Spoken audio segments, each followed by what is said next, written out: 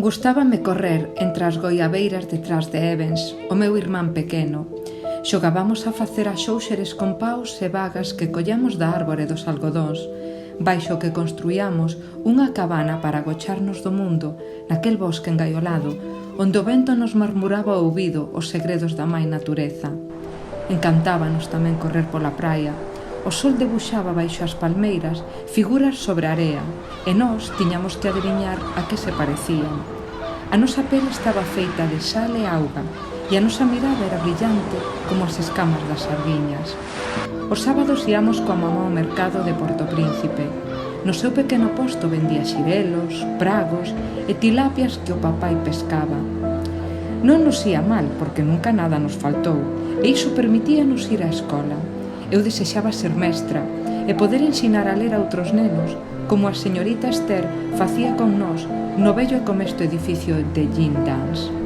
Mais todos os soños e ilusións se esvaeceron cando irrumpiches nas nosas vidas, como un endiañado ciclón que devasta todo o seu paso.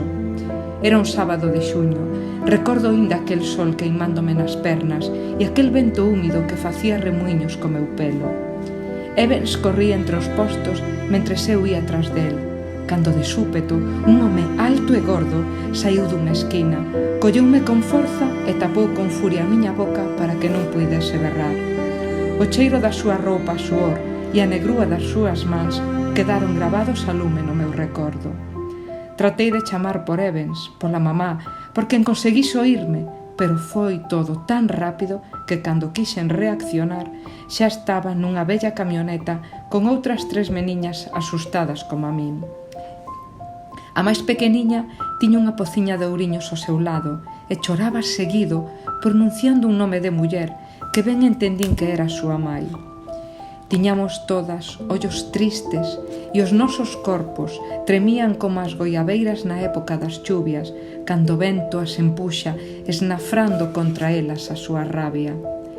Chegamos a unha casa pestilente onde había máis raparigas como a nós, con esas miradas perdidas e os ollos afogados polas vaguas. Varios homes espíronos e miráronos entre risas lascivas, bromeando co que pagarían por cada unha de nós. Ti eras un deles, ou todos, porque cada un de vós formabades parte dun monstro enorme que ía degolirnos para sempre. Sentín medo, tanto que me viñeron fortes arcadas e tamén mexei por min. Acababa de entender todo o que estaba acontecendo e a monstruosidade que estaba por vir. A friaxe e o pavor deixáronme paralizada. Trataba de tapar coas miñas minúsculas mans os peitos que torrara o sol nos paseos con Evans pola praia. Pero ti malláchesme porque non quería mostrar as carnes coas que te lucrarías sen eu dar consentimento. Agne, que era como se chamaba a pequeniña, seguía a chorar desconsoladamente. E ti decheslle unha pancada tan forte no ventre que ali quedou a cativa, encollida de dolor sobre o frío chan de pedra, empapada no salitre dos seus choros. Subísternos a un barco no que tamén viaxaban mulleres que tiñan, como a nós, miradas perdidas de tristeza e desconsolo. Foron días durísimos. O mar, que antes tanto amaba, converteríase no noso cadaleito cando a foula borrase o noso recordo. Despois de varios días, famélicas e maltratadas polos nosos secuestradores, chegamos a Europa, onde nos repartiron por distintos prostíbulos nos que afogaríamos as ganas de sexo dos ricos homes sen escrúpulos.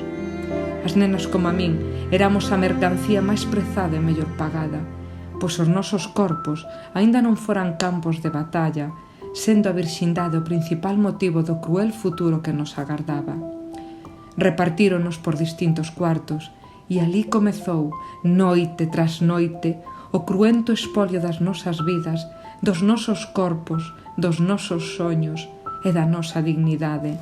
Durante moito tempo, a miña pel cheirou o seme dos innumerables homes que ti mandabas ao meu leito, desexosos todos dun corpo extenuado de loitar, que fuxía sobre as sabas unha e outra vez como cobra esvaradiza. Os meus poros son só a suma de centos de combates e milleiros de desprezos que esculpiron na miña alma de cativa sodor, friaxe e humidade.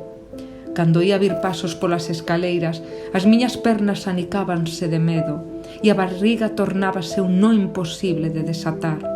E así pasaron moitos anos, sen os aloumiños da mamá ou as cálidas palabras do papai.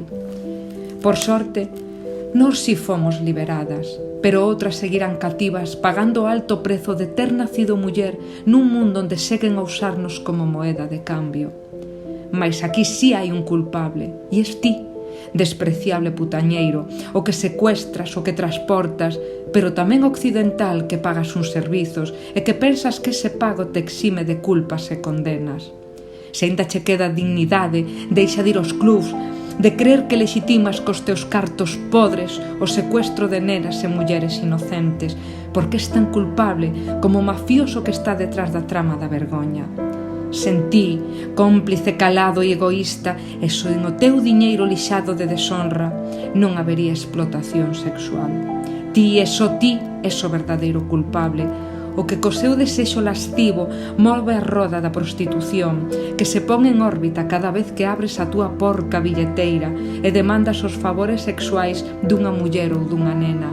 Ti és a verdadeira causa de que sexan apartadas de quen as quere de verdade, das súas mais, dos seus fillos, dos seus irmáns e do lugar onde elas querían crecer, libres e felices. Só ti és o culpable.